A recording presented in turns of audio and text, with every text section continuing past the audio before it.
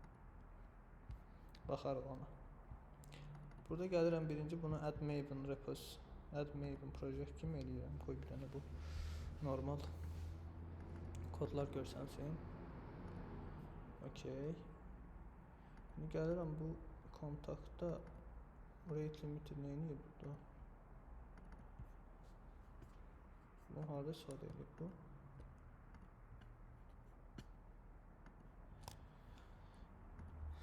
O security properties IP hash salt remote address to many request try again later. Ola bilər sənin serverin falan çökməsin deyə rate limiteri burada qoyub.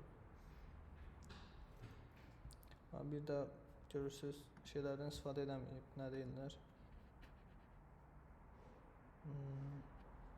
Lombokdan. Onu da deyə bilərsiniz, istifadə edəsin. Repository save götürüb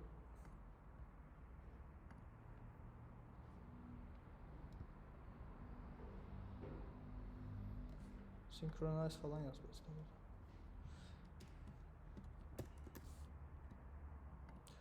Görürsüz pis yazıb olmağını istədiyim kimi yazmıyor. Yəni bura biraz əlavə şeylər qoyub.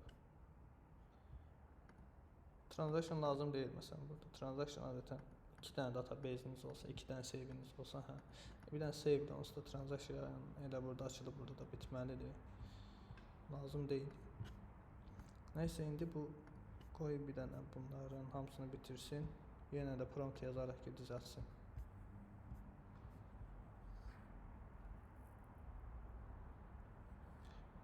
Sonra baxaq bizdə nə var?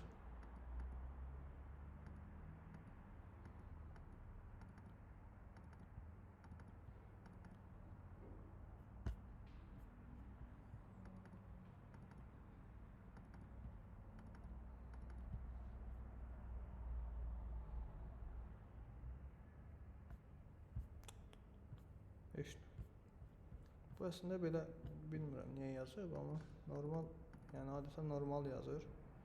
Burada götürüb şey eləyib. Repository'ni çox pis yazıb. Bu GPA repository daha yaxşı olardı burada. Yəni GPA istifadə edəməyib, SQL istifadə edib. Yəqin ki elə bilir ki, hələ ki GPA-də native SQL yazmaq olmur, ona görə götürüb belə yazıb. Ondan sonra başa salarıq.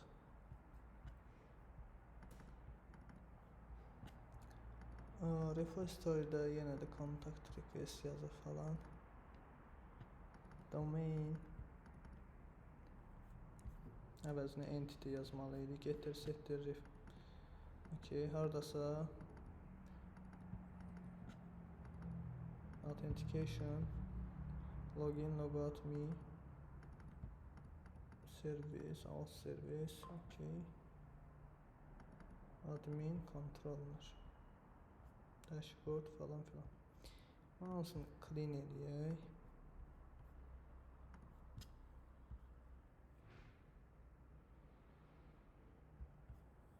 Yox, qutardı, bu işin qutardı. Siz bunun pro versiyasını istifadə edirsiniz? Necə? Pro versiyasını istifadə edirsiniz. Yəni JetBrains-in özündən almısınız pro versiyanı. Bəli. JetBrains-in özündən kodeksin girib. Məndə ChatGPT Go var idi. Aha. Elə bildim onu qoşmaq olur ona. Baxıram bayaqdan. Yox, qoşmaq olur. Olur, Go-nu da əlavə eləmək olur. Yəni mən kodeksi şeydən almışam. Gedib ChatGPT-nin saytını almışam. Burada olur, əlavə eləmək olur. Mən bundan logout eləsəm məsələn. Eləyə bilmədim. Yəni burada o sizdə aşağıda məsələn agent var, default var, fast mode var. Məndə məsələn o çıxmır. İndi plugini yükləmişdim. Baxarıq. Ona bir dənə baxarıq, onu da həll edərik. Oldu. Bu formada bir şey idi, pisdir əslində. About hardasa da education proyektlər wallet case study-ni yazıb ki, bunu necə eləmişəm. Məqalələr yazdım, məqalələr falan. İndi bunu biraz pis yazıb. CV belə yazıb. teaching, backend knowledge falan filan. Curriculum falan güya basanda bu curriculum falan açılmalıdır.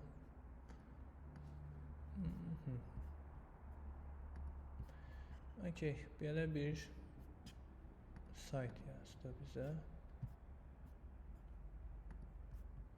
Görürsüz yəni. Mən bir də sual verirəm. Aha. Mən burada dizayn məsələn pis istəyirəm. Biz gərək UI falan əlavə eləyək. Siz yes, məsələn UI komponentlər var. Bax UI məsələn bu bir şeydir. Əslində bunu əlavə edəcəkdim, yadımdan çıxdı. Ki hansısa bir UI-nin şeyini deyə bilərsiniz və yaxud da nümunə sayt verə bilərsiniz. Okay. Nümunə sayt verə bilərsiniz. GitHub portfolio əsas burada bir dənə repo var. O bütün portfolyoları göstərən bir sayfadır. Ki yəni top portfolyo bir 100-ə 1000-ə yaxın portfolyo var idi. GitHub şey yazsaz. Aha bu qədər. Mən məncə axtarışda portfolio yazdı deyəsən, portfolio yazsaz məncə daha yaxşı. T hərfi yazmamışsınızsa buradan sonra. Ha, portfolio yazın. Məsələn, gəl bunu açaq. Developer portfolios. Bunun budur. Buna daxil olaq. Və indi gələk deyək ki sən də gəl birinci bunu tərifləyək. Əla, yaxşı iş görmüsən. İndi sən bunu nə götürüb dizaynı bunun kimi et və baxaq burada nə var? Home var.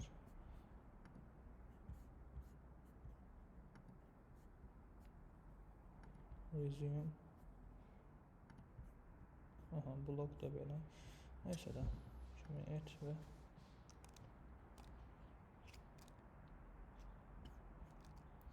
şeylər də deyim qoy düzəltsin.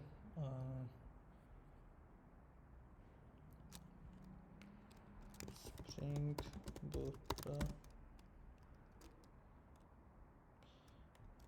JDBC'nin əvəzinə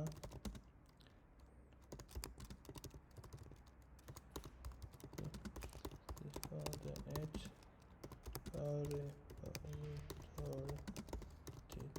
Burada işləsin. Bak əlavə et. Getter, setter.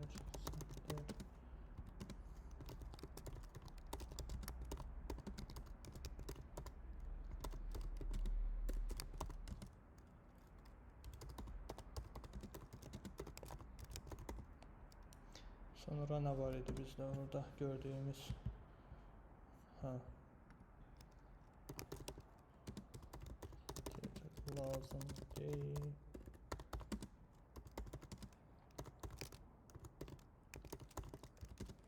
Kiss yabni clean kod prensiplerine emel et.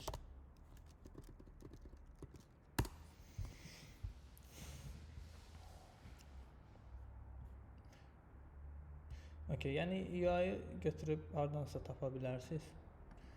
Belə, məsələn, buralara baxıb.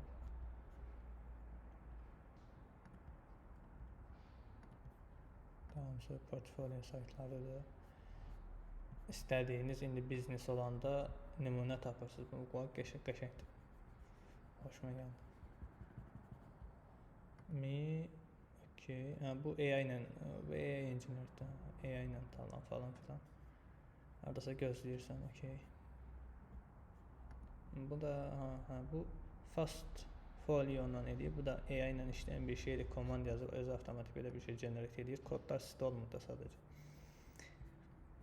Okay, hardasa bu da belə. Sonra full stack'a baxaq. Bu açılmadı heç.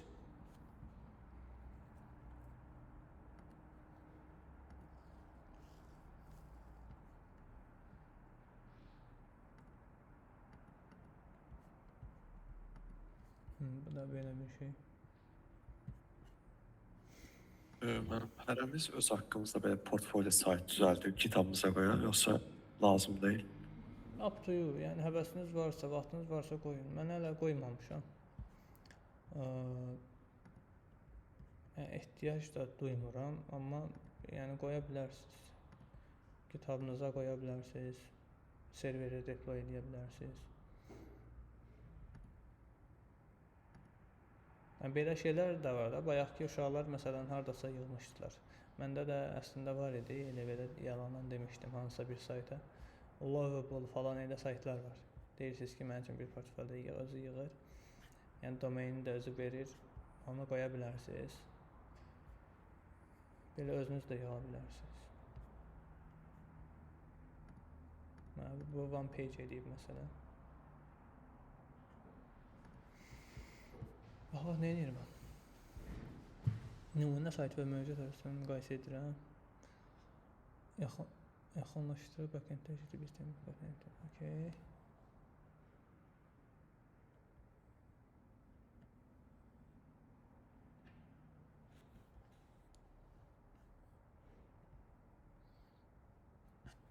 İşini görsün. Sizin suallarınız varsa verin. Baxaq bir də bizdən.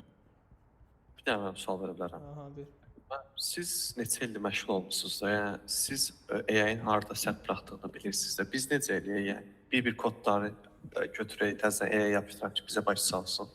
Hansı səhvdir, hansı əlavə yazır. Sual necə oldu? Yəni siz neçə ildir işləyirsiniz də, AI bilirsiniz də, bütün dizayn paternlərini falan bilirsiniz də. Hə, düz yazıb, səhv yazıb, bunu deyirsən sən. Düz yazıb, əksi, artıq yazıb. Yəni o necə biz handle edəyik? Yəni bir-bir götürək AI-yə falan yapışdıraq ki, bizə baş salsın. Maraqlı sualdır bu. Düşünmək lazımdır. Yəni siz müəyyən qədər JavaScript framework öyrənmisiniz. Amma hələ ki, yəni şeyliyində AI ilə yazıbsa, iş yerində olanda məsələn, baxın görün, nə yazıbsa siz baxın, AI ilə məsləhətləşin ki, filan kod nə iş görür, falan edir, filan edir. Məsələn, mən təzə layihəyə qoşulanda avtomatik şey deyirəm. Layihəni açıram, bütün servisləri bir folderdə açıram. AI deyirəm ki, bu layihəni mənə başdan ayağa, təzə developer kimi girmişəm, mənə yəni hamısını başdan sona izah edə.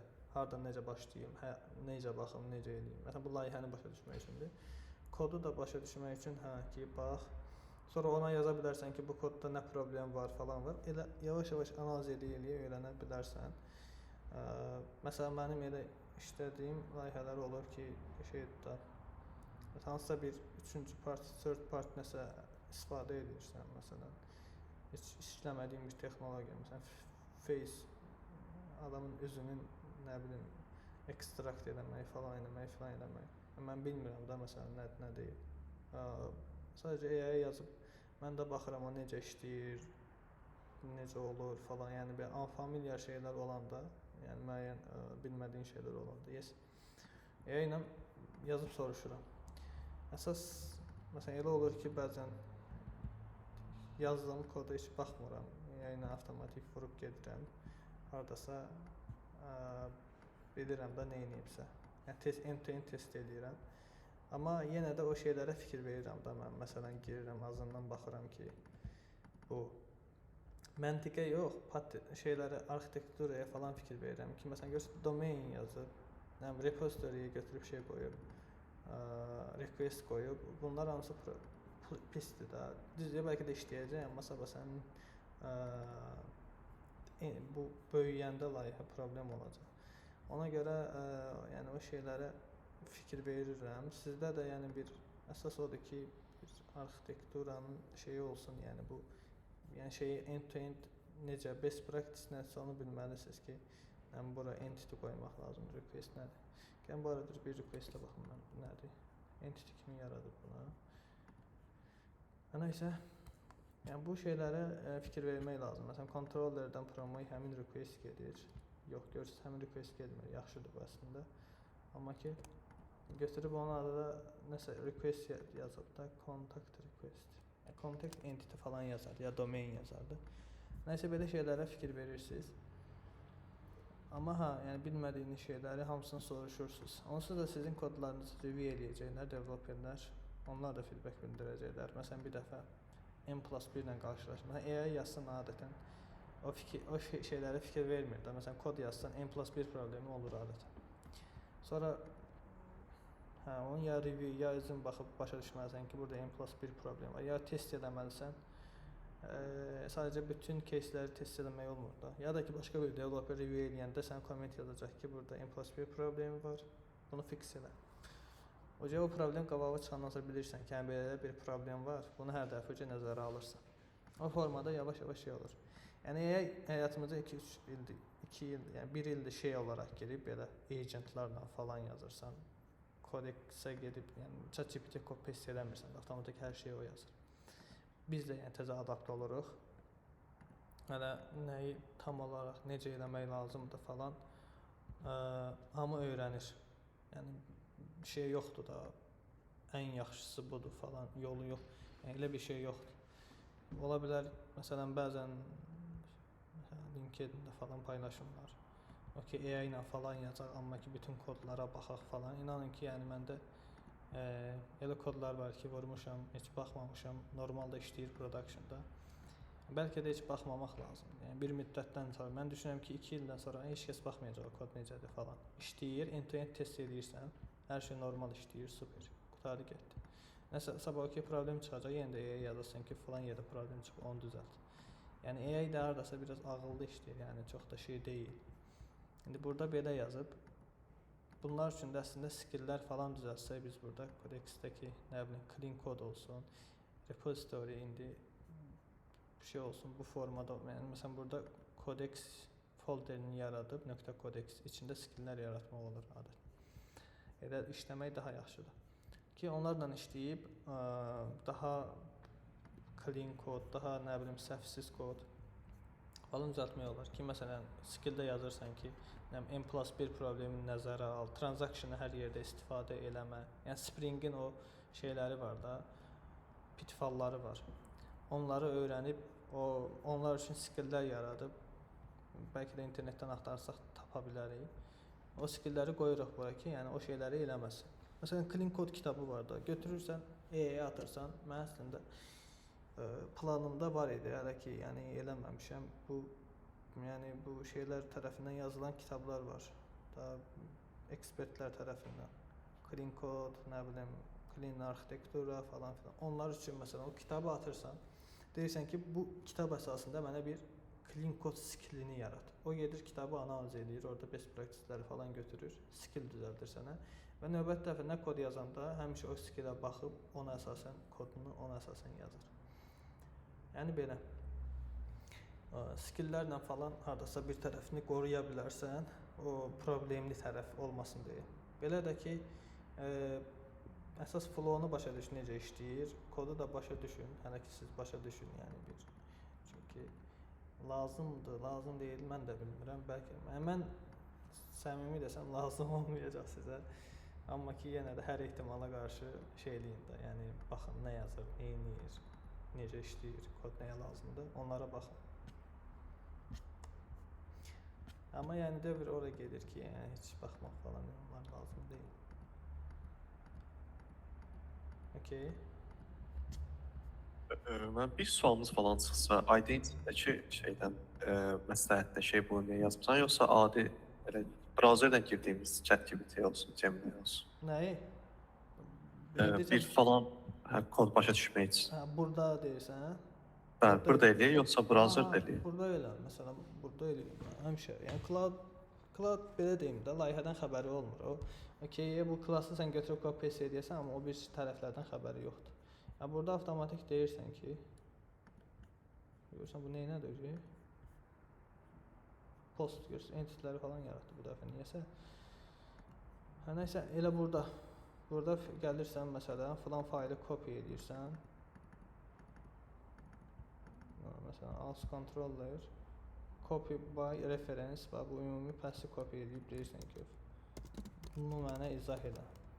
Özü avtomatik buradakı nə bilim filan layinləri izah elə, ya kodun özünü copy edirsən, bunu izah elə. Burada eləsən elə yaxşıdır. Çünki yəni mən burada eləyirəm, bu daha məntiqlidir ki, bütün layihədən, bütün skopdan xəbəri var bunun. İndi belə bir şey elədi, bu şəkil qoyub bura yenə də. Hardasa görürsüz, yəni biz bunu AI ilə elədik də, sıfırdan elədik. Yəni normal hardasa bir normal bir şey gəlib çıxıb. Yəni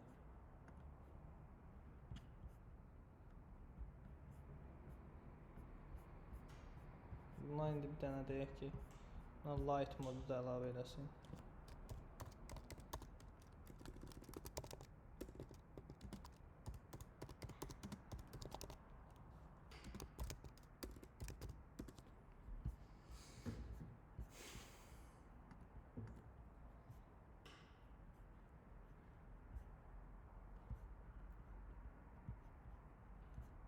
Bunda nəsə xoşunuza gəlməsəz, məsələn screen-i götürüb, indi ona da gələrik. Qoy bir dənə light modunu düzəlsin.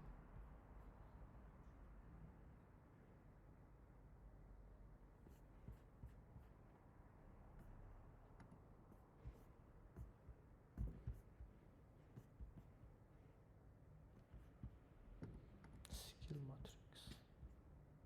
Print, copy portfolio link, contact. Basanda yəqin avtomatik mail to. Bunu bassam mail-ə yönləndirəcək.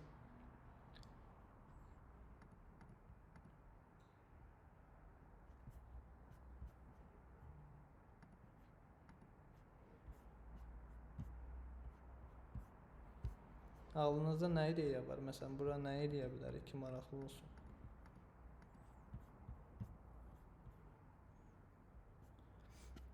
Düşünün, baxın görək. Nə gəldi? Almaniyadakı işinə gəlmir. LinkedIn-ə basanda avtomatik görürsün LinkedIn-ə yönləndirir.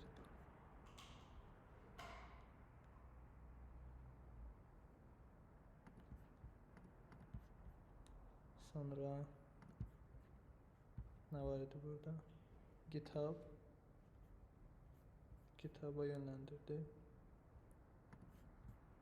Medium'a yönləndirdi. Maraqlıdır. Əsas səhifəyə yönləndirmədi. Nəysə. Okey. Bunu da əlavə elədi. Bunu biraz belə əlavə edib. Burası görürsünüz belə qalıb. Görürsünüz burası belə qalıb. Mən bunu screen eləyirəm. Oyda screen eləsəm o recording dayanacaq. Yoxsa davam edəcək. Baxaq bir test eləyək. Sonra onu join eləmək var. Riskə girmək istəmirəm.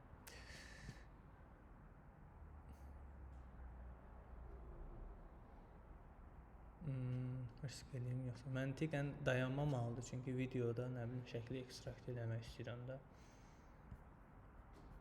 Nəysə. Bu niyə belə qalıb? Bir də burada writing-ə nə olur? Read article-a basanda. Aha, belə. Məsələn, deyəcəyim ki, bu read article biraz daha geniş. Bunu daha geniş və praktiki yaz. Kod nümunədə olsun. Məsələn, kod kimi görünsün. Tamam.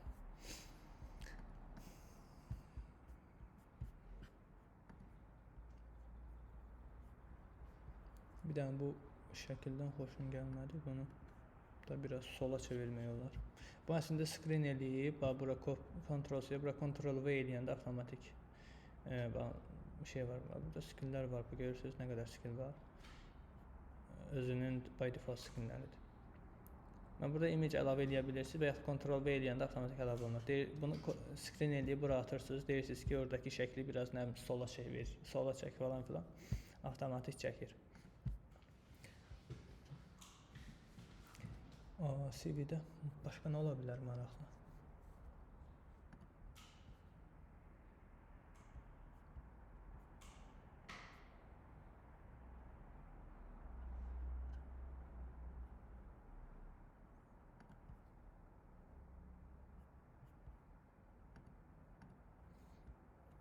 Bir də bunun admin paneli var idi bu arada, gözləyin görə.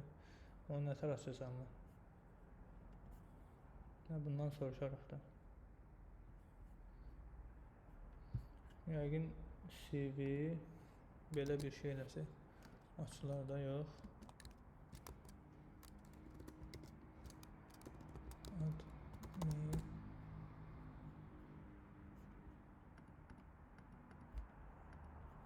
Yox.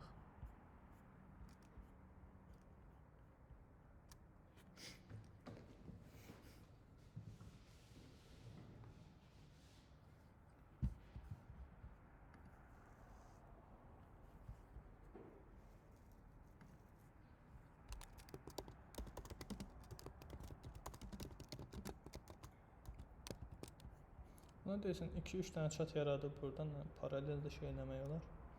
Baxmaq olar. Okay.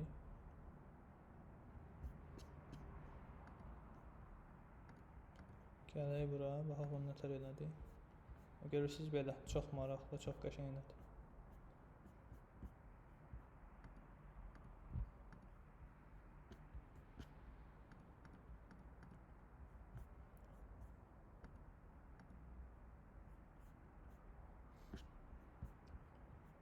Bu maraqlıdır burada. Gəlin belə bir şey deyək, hara gedir bu? Test.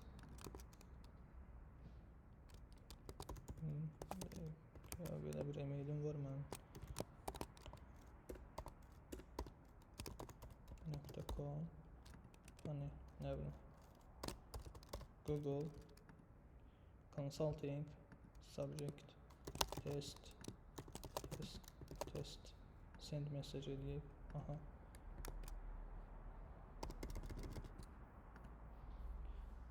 Not really, please email me directly instead. Aha, maraqlı.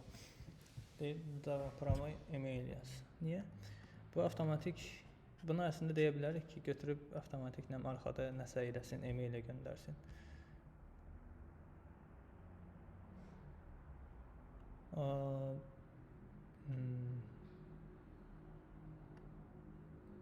Nədir?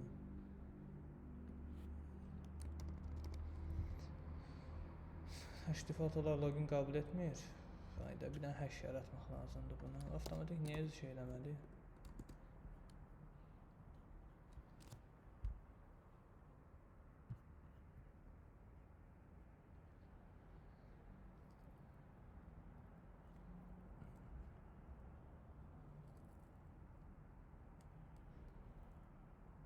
Hazırda Visual admin paneli yoxdur, yalnız fayılına admin hesabını təyin et.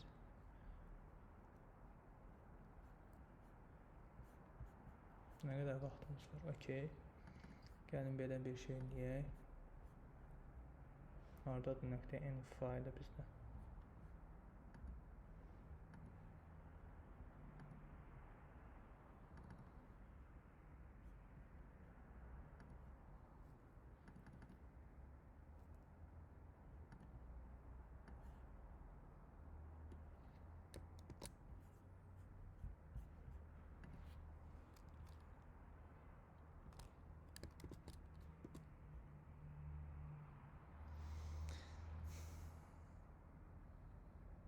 Bu imeci yüklədi. Bu imeclə indi buna bir dənə görürsünüz.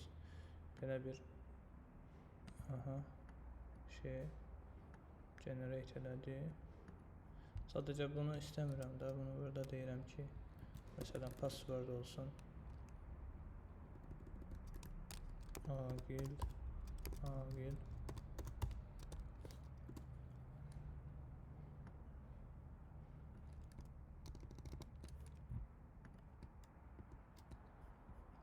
.env example failini yaradaq burada. Okay, new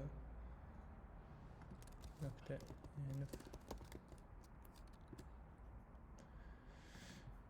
Bu iki şeyi kopya edeyim. Bunu ve yazın bura. Sonra ne ettir? Okay. Login olup session cookie'leri endpoint'i aç. Login olup session cookie'ler.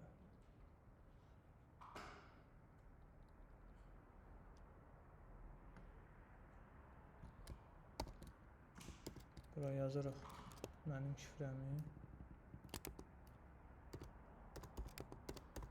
Bu yəqin session yaradacaq.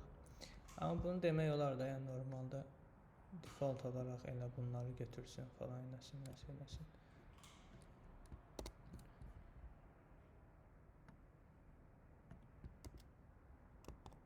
Ümumiyyətlə nə var bilirsən? Mən password və default olaraq db-də yaz və mənə ver avtomatik login səhifəsini qoy. Oradan daxil olun. Yazar email olacaq. Nə?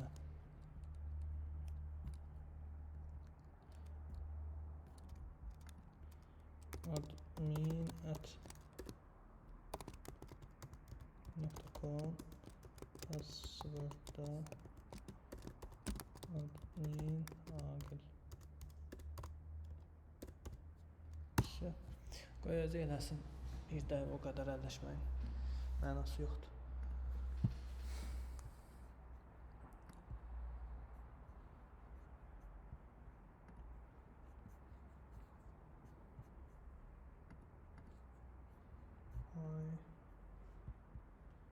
Real case study gəldi bura. Bu hardadır bəs? Proyektin içərisindədir. Buralarda yoxdur. Okay. Digital Wallet Document Service. Ne yazık? Critical Workflow Need Clear Service Architecture falan filan. Neyse də belə buraları biraz yaxşı eləməyib bu modda.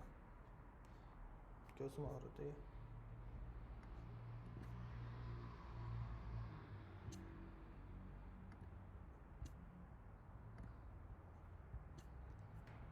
Sizin suallarınız varsa verin.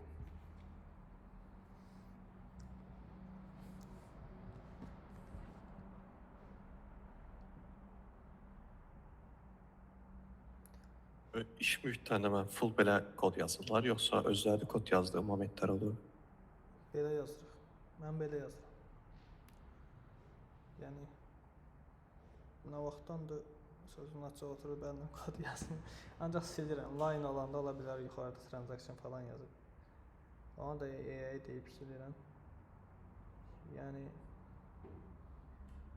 yazmarıq kodu.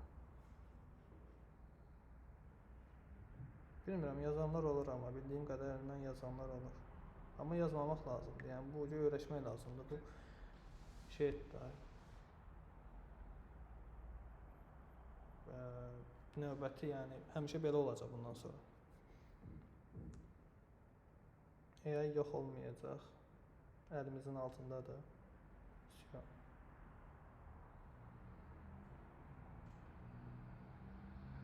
İş mühitlərində şey qanunu yoxdur. Məsələn, juniorlar təzədilər deyə özləri kod yazsın. Məsələn, AI istifadə eləməsin falan. Şirkətə görə dəyişir.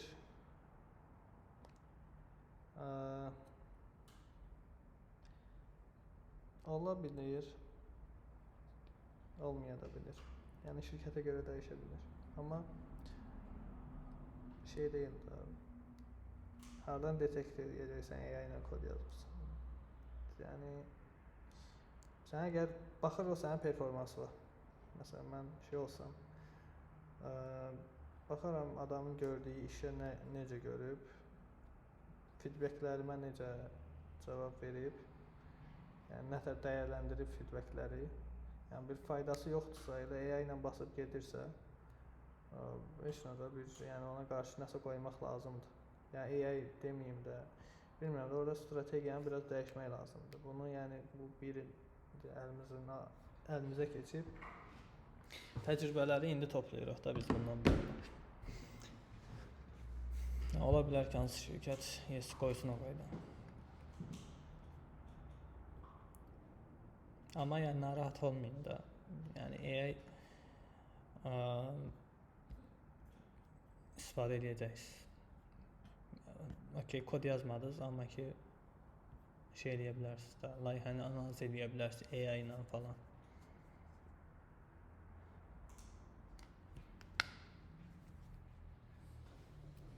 Amma çalışın, şey deyin, yəni kimdə bu arada pulu yoxdursa, yəni pullu alın, çalışın. Məncə düzdür, e-mail tələbə hesablarınız varsa, o pulsuz ala bilirsiniz Gemini-dan. Belə də ki, tələbə olmayanlar da məncə $20 verib alsın. Yəni heç olmasa bu ay üçün alsın, normal layihəni eləyə bilərsiniz. Yəni əvvəllər, yəni bizim vaxtda o vaxt, okay, backend yazırdıq. Bir dənə də frontend nümunəsini verirdilər ki, bunu düzüb qoşmaq olacaq falan. Yəni də çətin idi. Amma indi görürsünüz, yəni mən frontendi bilmirəm də, amma ki nümunə verdi, yazdı. Heç bir problem qalmır. Yəni frontend sizə məcbur deyil da belə wow bir şey olsun. Sadəcə yazdığınız biznesin işləyən formanı göstərmək üçün lazımdır. Ki nədir? Mən bir də mümkün olsa kodeksi göstərərsiz də qoşmalı. Gəl istəyirsənsə sən ekranı share elə, onun üstündən gedək. Olur.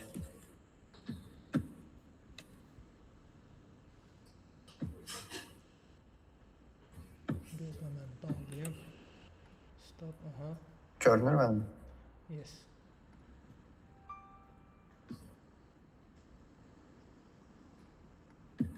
Bir də o Deməli, bura gələndən sonra AI chat. kodeks. Burada kodeks seçməliyəm. Yes. Məndə burada yəni o Salam yaz seçimlər yoxdur. Salam yaz, orada nəsə yaz. Göndər. Okay, install and continue. İndi bu yüklənəcək, sonra login istəyəcək səndən, qoy gözləyək yenə. Bir də müəllim, məndə hal-hazırda davam edən proyektdir bu. Bəli. Bunun içərisində hal-hazırda MD faylı zad yoxdur. Bu proyekti özü başa düşə bilər ümumiyyətlə. Mən buna desəm ki, bunu oxu, MD faylını yarat. Yes, yəni ən altda bir dənə folderdə yarat. Yəni hər şeyin içərisində orada.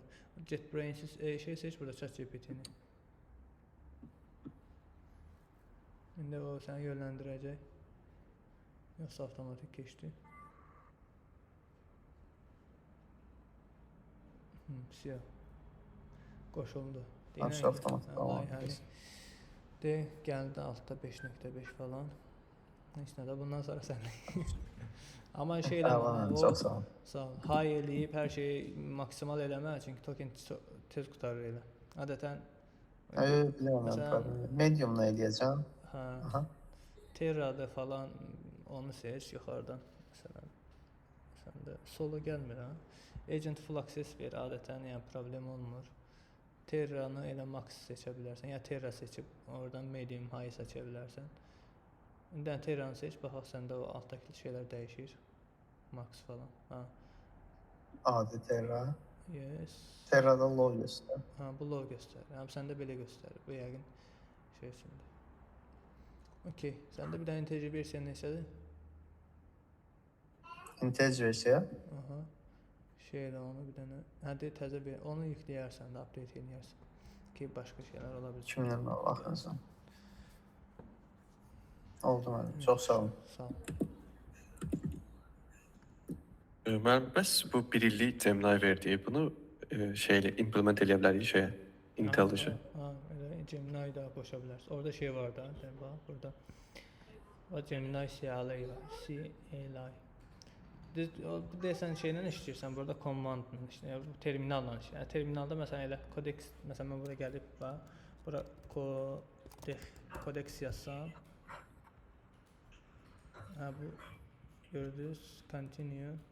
Все. Buradan da Self-script desən şeir eləyirsən, yoxsa mən də belə görsəm, nə görsənir səndə? ağac ancaq. Ha, onu da səhv screen share eləmişəm. Gözləyim, amma ekran 1-i seçmişdim. Bunu nə tür? Onu share eləyək. Stop sharing. Start. Entire screen. Ha, buradadır. Share. Görsənir də indi.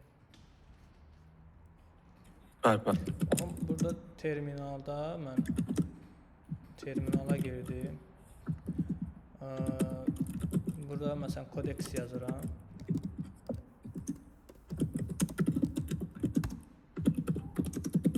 Update istəyir, skip edirəm. Siz görürsünüz kodeksi ilə buradan da istifadə edə bilərsən. Bax görürsünüz hansı folder nədir falan. Bax ChatGPT 5.5 X idi. Bu slash basıb burada modelini dəyişə bilərəm, seçə bilərəm falan. Tera, nə bilim, hay falan. Burada da yaza bilərəm ki, nəm layihəni analiz et falan filan. Buradan da işləyə bilərəm. Səhv eləmirəmsə, Gemini CLI-də ola bilsin, burada belə bir şey görsən, başqa bir şey görsənsə, amma ki, yes, yəni istədiyiniz şeylə işləyə bilərsiniz. Cloud-la, GitHub-la, sonra Agentlərdə Gemini görsənmir, amma oradan axtarıb tapmaq olur. Gemini görsənmir bu. Açım siz ekran. Aha. Sən də paylaş, okey. Bir dənə mən share edeyim.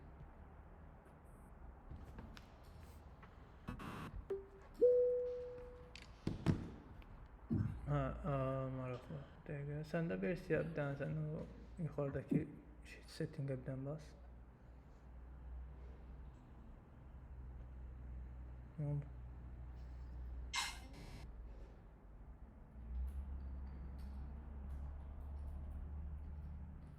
Açılmadı, yoxsa mən də görsənmir. Açılmadı mı hamısı? Yuxarıdan. Nə görsənmir? Sən də orada nəsə görsən, mən də görsənmir heç. Download IntelliJ 20. Onu yükləyərsən, ola bilər bəlkə ona görə görsənmir. Amma məndə o görsənmədi nədənsə. Burada da yes, add ACP agent var, bir ona bas. Okey. Bu açıldı hələ mən. Məndə o açılan şey görsənmir nədənsə, ancaq səndə. Ekran desən, ekran. Ola bilər. Şəkil kim olsun? Mouse düzdür görsənir mi? So install elə buradan. Gəlməlidir, bir dənə. Apply elə onu. Neynədir? Gemini CLI. Salam falan yaz. Göndər.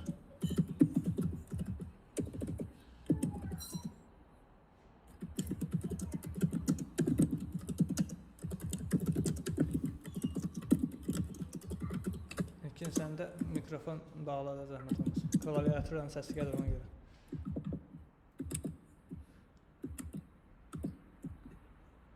Zilli saymayı lazım, nasıl Problem yox. Məsələn, o yüklənir, səndə bax, download plugin. Qoy elə yüklənsin, tələsmə.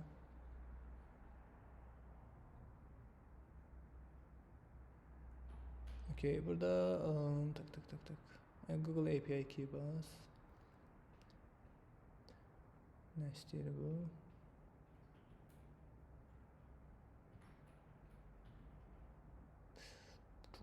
Bunu açdı, bir dəqiqə. Okey basam mən yoxsa? Bu bas okey, bax ona olur. Nəysə. Qoy bir dənə update geçsin.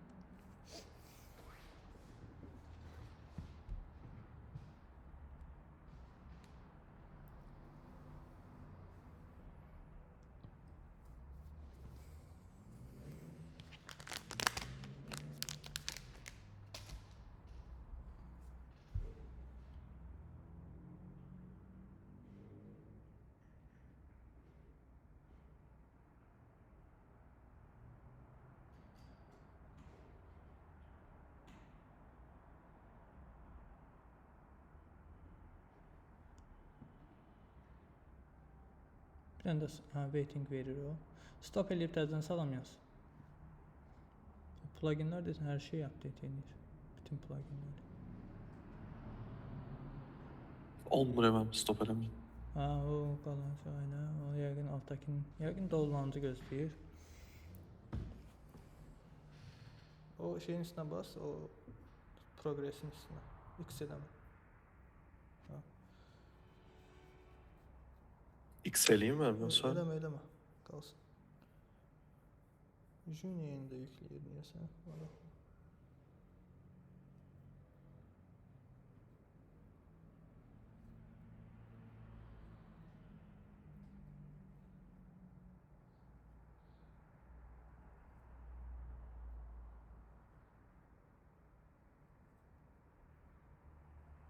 Sen deyirsən bayaq yuxarıda update'ə basmasan ha, ona görə. Bütün pluginləri yükləyir.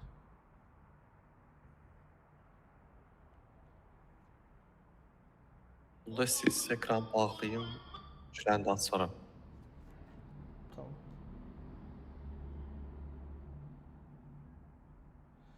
Okey, gəlin bir dənə baxaq bizim son admin panelimizə.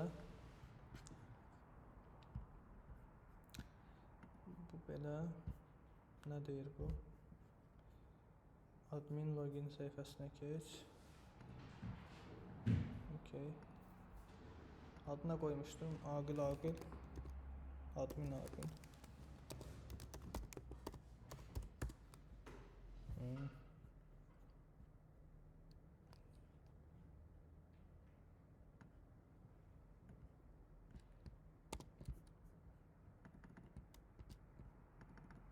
Niye girmedi?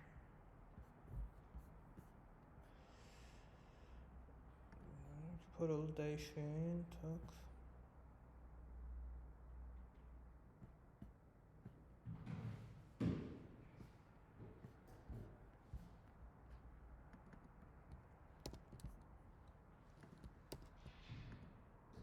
Bu yeni.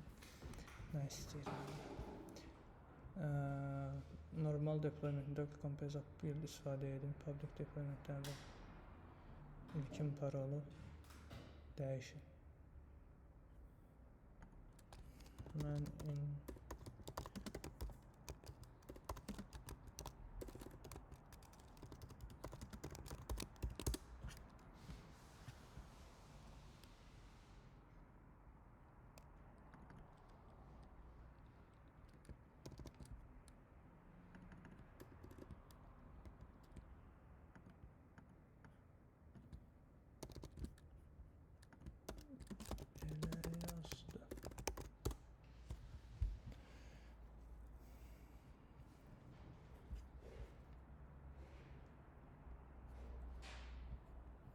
mesela səhifənin ola bilər bu backend'i restart eləməyib, ona görə şey olsun.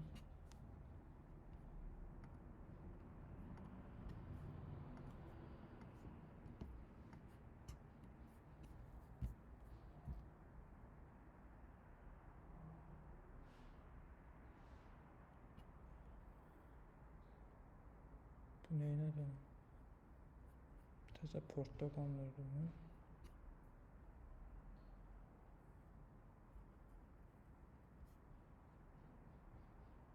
Burada mənim 80-80'də işləyən layihəm yoxdur. Yox.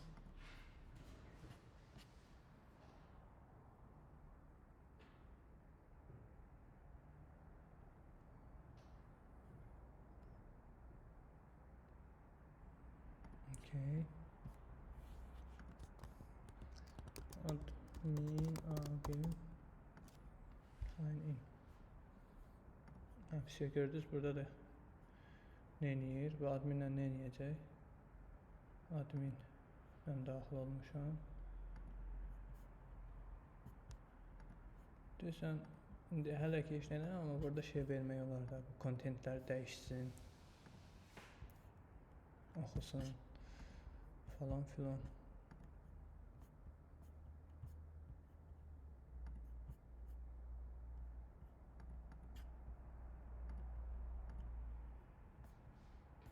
Neyse, heç mənasız. Dəqiqə, admin dashboard nədir bəs?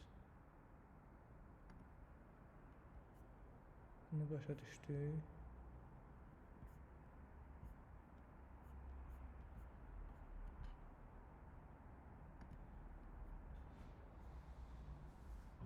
Administrative session is active. Content management points can be added.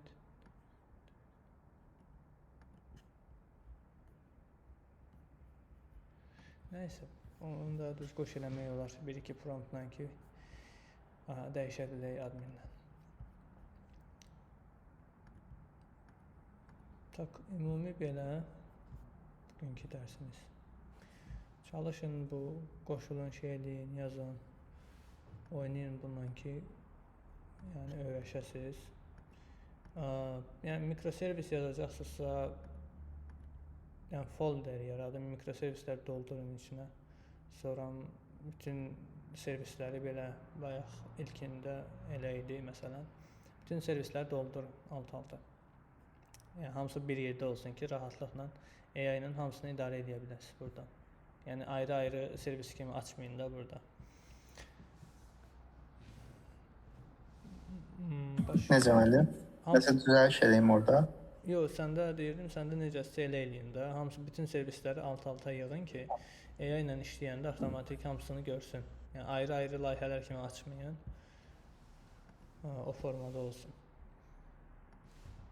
Başqa deyə biləcəyim budur. Bunu danışarıq. Compose yox, daha doğrusu Docker fayl haqqında danışarıq next dərsdə.